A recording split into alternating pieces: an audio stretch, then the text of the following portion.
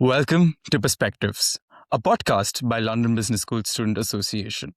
This is a platform where alumni share their journey and their perspectives on careers, industries, networking, and everything LBS. Joining me today is someone who's dedicated their professional journey to technologically advance financial services. Despite graduating in a difficult time in 2024, he not only secured two internship positions, but also a full time job in his dream company. Ladies and gentlemen, please welcome Harshal Vora from MBA 2024. He is currently the director at MasterCard as a global product manager. Welcome to the podcast, Harshal. Thanks a lot for joining me today. Thanks for having me, Praneeth. This is exciting. So, how does it feel to come back to campus and be a part of the initiative that you were once in? I'm not gonna lie, it's pretty incredible. Uh, I graduated in 24, and I was working in the SA as a in the alumni pillar, right? And this is one of those initiatives that had launched in my time, and so something I'm like deeply passionate about, and it feels pretty surreal to be like back on the campus and on this podcast. So really thankful for this opportunity. Right. And coming to the podcast, everyone who thinks about fintech knows you in LBS. So, why don't you walk us through how you decided to join the fintech industry? Like, what gave you the calling, and how you've progressed your career since you started? Sure. One thing I'll just tell you right off the bat, this in no way was planned. Okay. When I joined the fintech space, I did not know what I was really doing. It just there was a lot of like luck and chance involved in me getting into the space. So this takes us back 2019 or something. I was working in an adventure travel e-commerce booking platform, and I was doing well. I was working in the sales and the operations team, but I was like, as a past like couple of years in the organization, I realized like things were getting a little bit monotonous, and I wanted a little bit more intrigue, something more challenging, and something more stimulating. Right, as you go to your work, and you don't want to basically feel like every day looks the same. So that's what I was looking at different industries, and this is when I was working back in India, and just as it happens, I was speaking to like different founders. I knew that at that time I wanted to be in startups. And this is back in 2019 when the fintech space in India was booming. Every alternate startup in the Indian market was doing something or the other in the fintech space. And I met one of the founders who had built a unicorn in his past. And we connected, and he was doing something in the fintech space.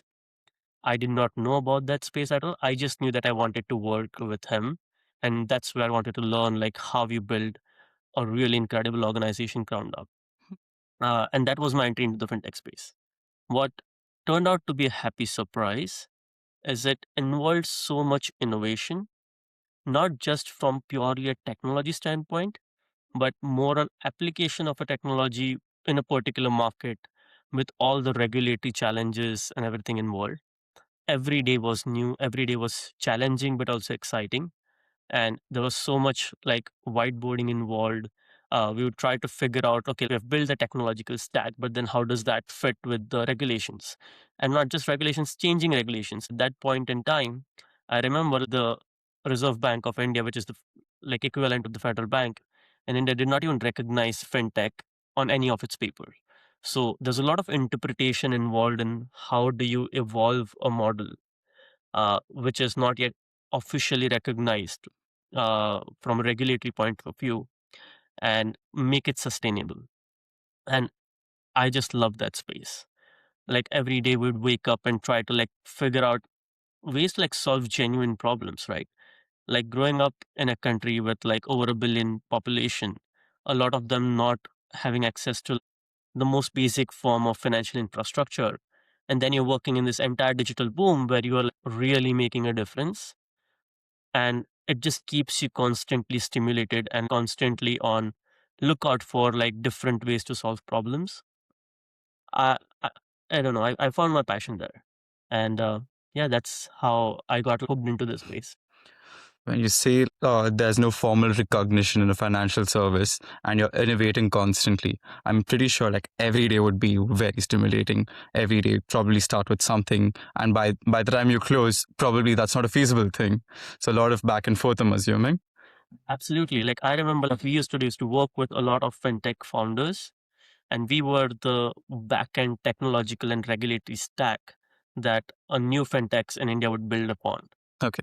And because we were essentially an enabler for other fintechs, every time there would be a regulatory change or our interpretation of regulations would change, it would lead to me actually reaching out to a group of founders and explaining to them like, hey, you know what, this model that you are working for the last 6 months doesn't look like it's going to be very regulatorily perfect, and we need to make tweaks, and you need to change your roadmap, you need to put more resources. Not the most pleasant conversations you can have, especially if they've gone through a lot of painful process to raise funding and everything for it. But this is the time, like that was the reality, like you could not really build anything in India having 100% clarity on what is basically going to be compliant like couple of years down the line. Right, right. And coming to the organization that you were working with, you mentioned it was an enabler for fintech. Could you describe in more detail what exactly you mean when you say enabler for fintechs? Yeah, absolutely. So again, this is like few years ago. Things have evolved like drastically over the last few years. Hmm. This is when you say fintech, right? Hmm. It's essentially a cross section between financial services, technology, and regulation. Okay. The third part being regulation is one of the most important ones in my opinion. Now, the reason I say that is back then, a lot of new startups had solved for the first two parts.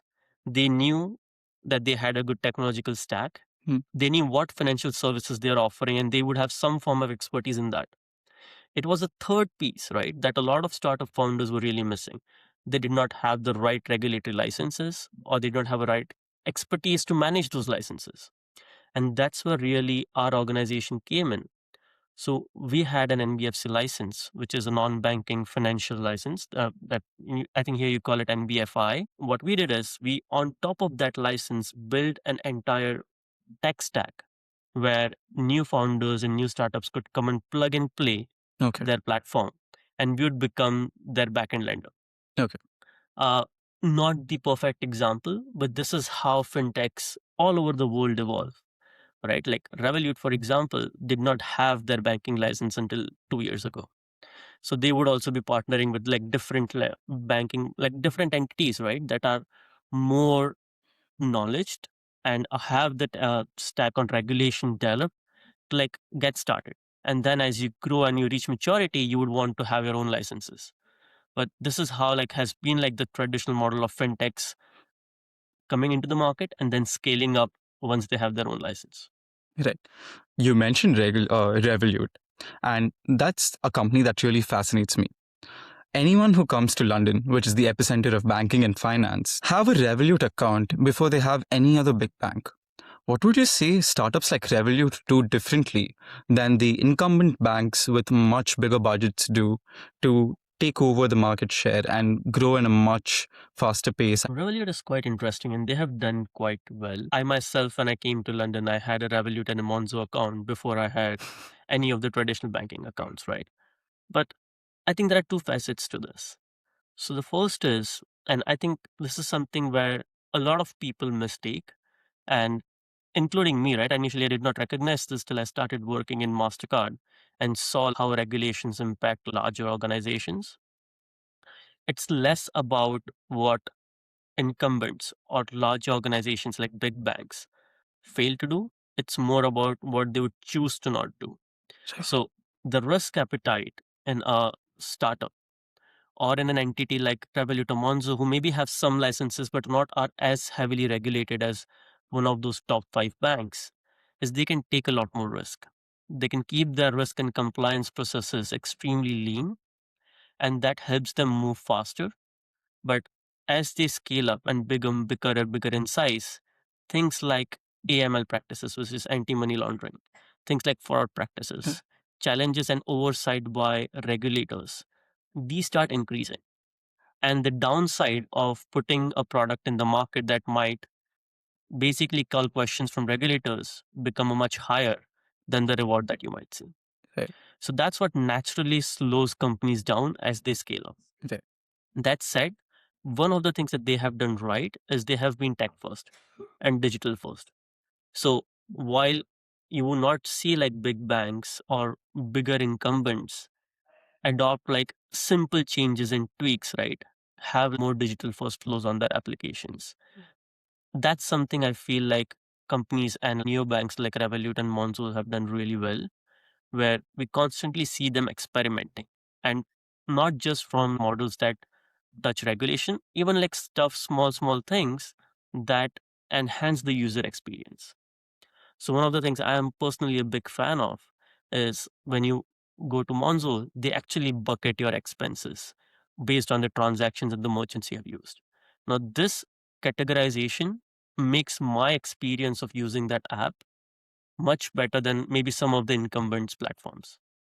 And these are things that I think this incumbents and the neobanks and the fintechs understand quite well. Is they have this ultra focused uh, direction on that product that just helps user experience. I think that is something that a lot of incumbents could adopt. Right. So ideally, uh, they're too big to think about smaller problems would essentially be one of the factors. And the constant oversight from regulation is where they're more focused on probably maintaining what they're doing well. Yeah. As compared to like newer banks and newer startups where they have to grow their path and grow some MVP to differentiate themselves, right? Yeah. Right. And as you mentioned, fintech is in the intersection of financial services, technology, and regulation. Within the fintech products that are there, how would you bucket different, and what would you say are the key changes that you see recently with more AI ML adoption? Yeah, absolutely. And that's a good question. So fintech is like a very broad umbrella term now, right? It's like calling like tech sector. Like it encompasses a lot of things. Right. But like I said, like let's break this down to like simpler terms. Hmm. So fintech being a cross section, I would repeat again, financial services, technology, and regulation. Now, within financial services, you would basically have different kinds of services that a company would provide. The first one, which is where my company, I currently work in MasterCard, really comes in, which is uh, money movements, right? Which is payments and money movements. That is by far one of the biggest segments within fintechs, and it's also one of the more mature ones. The second one that would follow closely would be digital banking or neobanks. This is where your Revolut and Monzo and Sterling Bank and all of them would start fitting in. So the first one is more about money movement. Second one becomes more about money management, right? The money that you have and how do you manage and where do you keep it. The third one that follows after that is basically a huge plethora of companies who do lending or some form of credit services. So this is where companies like Yonder, for example, that is also started by an LPS alum, which gives you credit cards in London, go fits in, or a lot of other personal lending applications fit in. So this is where you essentially deploy capital for the use case of expansion or something. And then you have like this small, almost like offshoots of the fintech space, which are forming like now becoming quite big. These are like companies that are solving a particular pain point. So companies that would be classified in this are would generally be bucketed as RegTech, which is regulatory technology, or wealth tech, or insurtech, right? Who are solving like very specific pain points in the financial management of a person.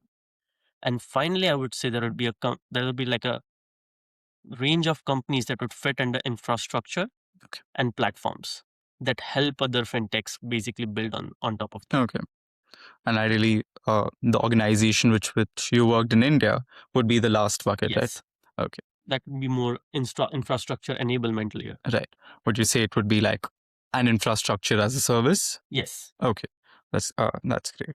And coming to your experience, most of the folks that you meet at LBS that either come to pivot into consultancy or probably grow in a consultancy or a banking role where the MBA kind of becomes an essential. Is that a requirement to grow in a fintech space? What would you say the MBA experience or the LBS experience helps you grow in a fintech role in the fintech industry? Okay. So just to rephrase your question, right? Is MBA really necessary if you want to grow in the fintech space?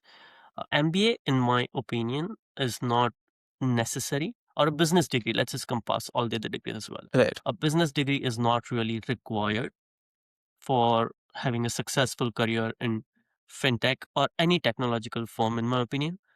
That being said, having gone through an MBA experience at LPS, I know having a business degree, especially in a school like ours, it gives you an edge. And I'll explain that in a few more different examples, right? Like if you have a business degree, if you have basically studied in LPS, you probably one have a lot more exposure to different people all over the world. So for you to be able to do a good global role in a multinational organization, you have some sort of an advantage there. It's not very evidently visible, but as you start your role, you will start seeing, you are able to work with people all across in a very multicultural setting. You're able to get a lot of context when you work. Second, if you have had a business degree from a good school, you're probably really good at building a network and then maintaining it, which you might think might not contribute immediately as you graduate. But if you look at from a career point of view, your first role maybe after your master's is not going to contribute that much to the networking that you did. But probably the next 5 roles you will have throughout your career will be very heavily networking based, Okay. right? As you grow ahead in your career, and I see this day to day in MasterCard, right? Like you plateau just from reaching out to like companies in the career portal. Your future roles come from your relationships, your network, your credibility that you have built in a market. Mhm. I believe that students from LBS are probably much better positioned to build that kind of network for themselves. The third is when you work in a tech company, you're not really doing a very technical specific niche task. You're probably going to be working as a product in product, which is where you'll deal with multiple stakeholders. Most folks from LBS are really good at that. Or you would basically be doing strategy. We are great at that, right? We have had formal training in that, which a lot of people don't. Or you'll be doing one of the other business functions within a tech organization.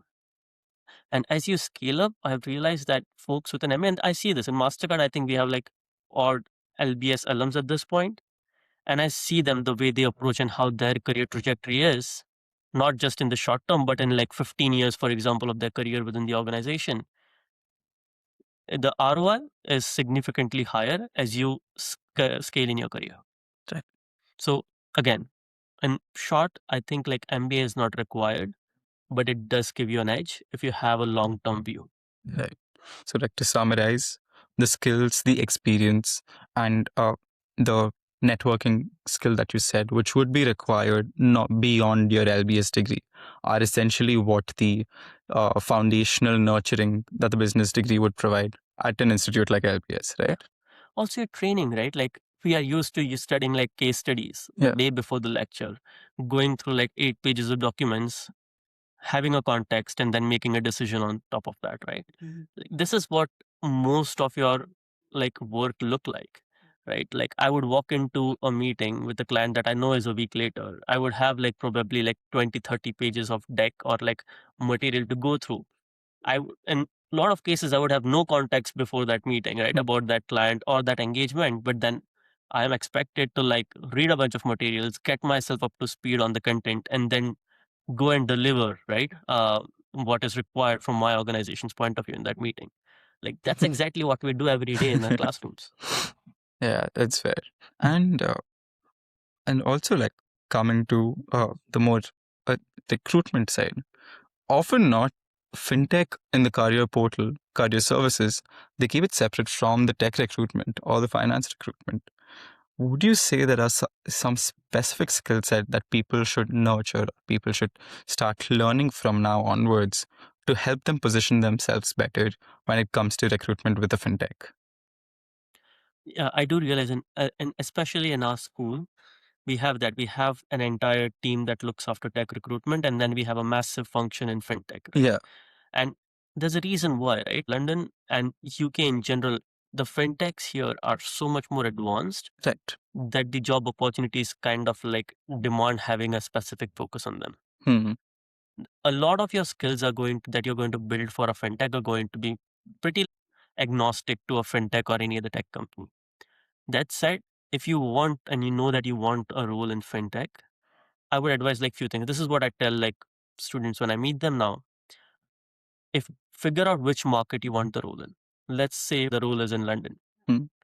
Start reading about the regulations in that market and then start building your network more broadly than only the companies that you're targeting for a role. To give this in perspective, right? When I was interviewing for MasterCard, where I'm working right now, most of my interviews were actually not me talking about MasterCard at all. Everyone walks into an interview reading the 10K of that particular company, right? But very few people can walk into an interview and bring 3 insights that have nothing to do with company, but can help that company, right? So that is something that's really key. Read up on the right newsletters. Couple of newsletters that I use to keep myself up to date in the fintech space is Payments, which is Pyments, and then there is Papers, which is more on the payment side of ecosystem, but gives me a good sense of the market. I would just walk into anywhere I would see there was a fintech conference while I was a student. I would just walk into the conference or try to get myself a ticket from somewhere, right? And just talk to people. And the insights I learned there are what I shared in my interviews. And that's what helped me impress the team, right? That I was working for.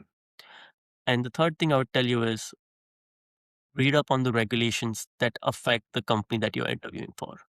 If you're interviewing for a payments company, read up which are the regulatory authorities that control and regulate payment organizations. If you're working in the credit industry or if you're interviewing for a company that deals in credit, read up on those regulations. So many decisions that a fintech company takes has to do with the regulatory environment that they are operating in. So having that understanding gives you an immediate edge. Right.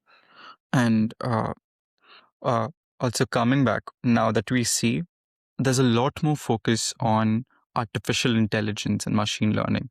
Even on campus, we have a lot more events with AI. What do you see the change in fintech that could happen with the artificial intelligence advancements that's happening in a much faster pace than anyone anticipated? Yes. So that's a good question. And I believe I'm seeing this within MasterCard and other fintechs as well, right? AI by itself, you not see a fintech that just does AI, right? It's Right. more an enabler. Right. It's kind of bringing that secular shift and all of these organizations that at one point, Excel probably did when before that people are maintaining the ledgers on a literally physical pen and paper and using calculators, and now you have everyone using Excel, right? It's an enhancer. It helps you scale up. So there are two things, right? There is how AI and ML help fintechs internally. So they obviously expedite your product roadmaps. They help you put things faster into the market, and they increase efficiency from pretty much every single team that work inside that organization. Like MasterCard and all of us are like big promoter of using Copilot in a day-to-day work, right? Like not a single day goes where like AI is not helping me do my job better. So that's more an internal efficiency play. There's a big component of how it changes externally. For payments, I would say the best use case or like the North Star for payments as a sector is to make it something that you don't have to think about, right? Like that's what all fintechs and all payment companies strive for, right? Like if you remember the old days, uh, where you would put your card in and have to manually enter your PIN number for a transaction to go through. That is very different user experience than you just walking around London Tube and just tapping your card and it just processing the transaction immediately. Agentic Pay or Agentic AI is going to be the next step. Okay. Where you would not even have to like do a transaction. It would be your agent that would just get some commands from you, would be able to go to a website, buy a product for you, and make the payment with preset instructions that you would have given them. So that's one angle that AI is clearly making a difference in payments. It's a problem that is getting solved, and MasterCard is actually, we have a lot of teams dedicated to that effort, and we are kind of pioneering in that effort. But then you also have a lot of other fintechs where AI is going to come in and help credit companies and hence their algorithms. So a lot of cases that were not given credit in the past now would be able to get credit because AI would be able to better underwrite them. You would see this even in the neobanking sector, right, where your payments get classified in a certain way. Yeah. So you would start seeing like new use cases that have started coming up that essentially solve some of the other pain point that you would have in managing your finances or building your finances that AI is going to come and solve for. Mhm. And it's happening in every sector that I see so far. And coming back to the recruitment side, let's say today I interview you and MasterCard, you're hiring for a position. What would be some key things that you would look into? What would you test me to really make sure that you see me as a perfect fit in the organization or not? Okay. So let's assume that, well, you are from LBS, so I think that does half of a job for you. I know that you have the right talent and you have probably the right skills that you have built during your time at LBS and before in your career to get here. So I'm probably not checking your generalist skill set as much as I'm checking for your personality fit or your cultural fit with the organization. So that's one. Beyond that, what I generally look for is your understanding of the industry. Quite frankly, when you work in a payment space, it's not a very intuitive industry. You don't by default know, and that's by design. When you tap a card to a POS machine, how that transaction flows and when did your bank approve. You don't really think about it, right? And we don't want you to, because we want to give an experience that you don't have to think about it. So it's not an industry that is intuitive, which is why you need people to come into your work understanding about how that industry functions, because that's how you'll be able to contribute to it. So my general advice has always been, like I said before, read up not on just the company that you're applying for, just the role that you're applying for. Read up on the overall industry. You don't have to know every single regulation, but understand what kind of regulations affect that industry, what kind of technologies are affecting that industry. And this is a personal insight that I use. If you're even if applying for like a bigger company, imagine MasterCard, read up on what startups are doing in that industry. So one of the things I can tell you, right, like MasterCard, just like a lot of incumbents and like bigger banks, would probably don't have the risk appetite to create and build solutions that are not regulatorily completely defined yet. But they have an eye out for it. They're waiting for regulatory clarity, and they are basically monitoring startups and every other space very, very closely to see where the next opportunities lie. Okay. So a lot of times a good way to understand where an industry might be heading is to see what space the startups are developing. If I put this into an example, right, you would see we initially had this huge plethora of crypto companies, but that crypto market, a lot of people are still on the fence for. But what that led to is this entire market for stable coins. This entire branch of companies that are just operating and building for stable coins. And slowly you're seeing there's a use case of stablecoin in payments. Yeah. And making payments, and especially cross-border payments, Right. faster and more seamless. Yeah. We're monitoring that space like really closely. Yeah. Right? And we see like things are going to head in that direction as well. So if you know about that, you know what stablecoin startups are doing, what their problems and pain points are, and how it would enhance an existing player. Like these are the insights you'd walk into an interview with. And now your interview is going to be much more bi-directional as opposed to you just answering questions. Okay.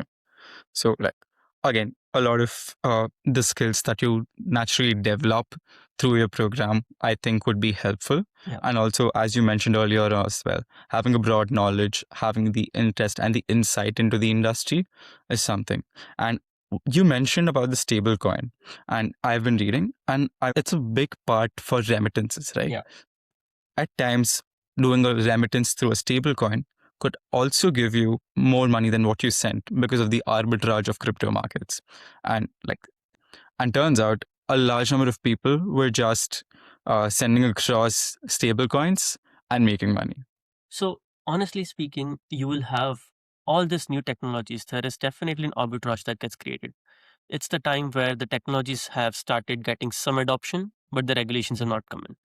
And you would see fintechs and a lot of companies enter that market at that time and maybe build a little bit of revenue and create all these use cases. But I always say, right, like arbitrage is temporary. You can't keep monetizing on just arbitrage forever. So, but the other use case now that you have brought up stablecoin is what is the other mode of remitting any funds, right? We do it via Swift. There are a lot of challenges and lack of transparency that comes out of the traditional model of transferring funds. Stablecoin kind of streamlines that. It gives you more transparency. I can go in a little bit more technical detail, but the reason I would not go to that is because that's a completely different conversation. But it does bring transparency to the entire transaction and it brings speed. So, and that helps you reduce cost because you don't have a lot of middle players that each take their cut. Again, this might don't like hold me to this number, but I believe the average cost of remittance is around 6 to 7% globally right now, which is a crazy amount if you are an individual, but an insane amount if you are a business. Stablecoin can bring them like significantly lower and reduce that by like maybe 80, maybe 90% of that number, which is incredible efficiency that can just be brought to the system. So there is massive opportunity. But as like you said, right, there is a lot of arbitrage because regulations are not clear. But once the regulations on this space are a little bit more clear, you would start seeing a lot more incumbents actually enter into the space. Because let's face it, right, majority of the volume today are still managed by the incumbents. So for them, the opportunities and the upside is significantly higher. They are just trying to balance it with the risk. Beyond the stablecoins, are there any other trends in the space that you see evolve in 2026 and something you would suggest everyone else to have an outlook to? Absolutely. So stablecoin is definitely an interesting one. The other one I would recommend keep an eye out for is this entire side of how AI affects payments directly. Right. So agentic AI is one definitely use case to be explored. The other one, and this is the space that I now work within MasterCard, is there are so many opportunities that can be brought by fintechs and companies that are trying to solve pain points in business transactions as opposed to consumer. As a consumer, a lot of there are so many fintechs that are B2C and they're helping consumers with better experiences. Case in point, think about Monzo, right? Like you can transact funds to your friends immediately. You can categorize all your personal finances and so on and so forth. Not as many new fintechs trying to solve business pain points. And when you look at the volume of transactions or volume of where the capital is kept, businesses by far is a massive opportunity. Now, that could be in the card space, that could be in the account to account transaction space, but B2B transactions are something I feel is going to be not just for 26, but for probably the next decade, is going to be a place where more and more opportunities are going to just keep coming up because historically it's not been focused on as much as the consumer side of the businesses. Okay. But that's a perspective that people haven't shared. And that's something only speaking to experts like you would bring. And as we've discussed so far about the industry as a whole, your experience, is there any closing tips or any guidance that you would give to LBA students, whether they be the MBAs or the master students, to ensure that they're confident enough approaching a more challenging recruitment cycle? Let's break that question in a couple of parts. So if you are a student that's recruiting right now and is basically maybe in your last few months, right? And that's your primary focus, which is rightly so, that you basically want a job. I get it, there is AI and the job market might not be that great, but leverage your network as much as possible. London has an incredible community of LBS students. Like I said, within MasterCard, within the London office, you probably have like more than 20, 25 alumni. And pretty much every week, right? Like all of us are either speaking to some of the other students or like inviting them. Like something I do very frequently. I invite like students on like Mastercard office for a coffee. They get to see the office, they get to see the function in person, and then I get to share them insights. If and companies like these, like especially companies who are more in a B2B space or fintechs, we know we're not hiring you for your very niche talent to solve a very specific problem. We are hiring you for a generalist skill set, for ability to consume a lot of information and then basically communicate that well. That happens when we get to know you in person, when we get to know you better, when we get to know more about you. So relationships and network is really important. Leverage it as much as possible. And you should pretty much be out there every single day meeting 2 or 3 of the alumni and just trying to learn about their industry.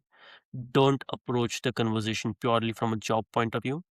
I know that I did not do that, and I would just approach it from, okay, tell me more about your company. Let's discuss about the industry. It makes the conversation so much more meaningful. And then every alumni that you will speak with knows that you might be looking for a job. You don't have to highlight that. If you come across someone who's knowledgeable and someone that I would want in my team, I am going to see if there is some way I can basically help to something I can do to make sure that you are part of Mastercard. We want like amazing people in our company. That said, if you have time, if you are, let's say, if you're an MBA student in first year, or if the recruiting cycle is like few months away from you, or you have an internship lined up, don't stop networking. Like I, the conversations I would have with a student where the end objective is not a role, is just their willingness to learn more about what MasterCard is doing or what the payment industry is heading. Those conversations are so much more meaningful. And there's so much insights that get shared on both sides, which really helped me. I love speaking to students and learning their experience because that's my kind of chance to like learn more about things outside of Mastercard. And I'm more than willing to share insights that I have from my work. It's incredibly powerful and it builds up. Every conversation builds on top of the other. So none of that is like a lost time. None of that is a waste. Keep doing that. That would is an advice I would just give to every single student. Like you are here, you are in one of the best cities in the world, with one of the biggest alumni network in London is of LBS. Leverage it. Speak to as many people as possible. Speak to different industries for that matter, right? Like I would not restrict you to just speaking to people in the fintech space. Even if you speak to someone who works at Google or who works in, I don't know, like who works in Sainsbury's, right? And like some executive role, it helps you build your understanding of that market. And then in turn, it will help you do your job well and impress your interviewers. Yeah, that's some great advice. Uh, it's a reflection point for all of us listening, or it makes sure we feel happy about ourselves and feel more confident. But it was a lovely conversation. Thanks a lot for joining me today. Thank you, Praneeth. It was great to be here. And yeah, the last thing I'll tell you is reach out. Like if you think I can help you, if you want to learn more about Mastercard, or just want to have a conversation about life after LBS, just reach out. Uh, my LinkedIn is always open. Reach out to Praneeth. He can share my email. And happy to connect and like have a chat with you.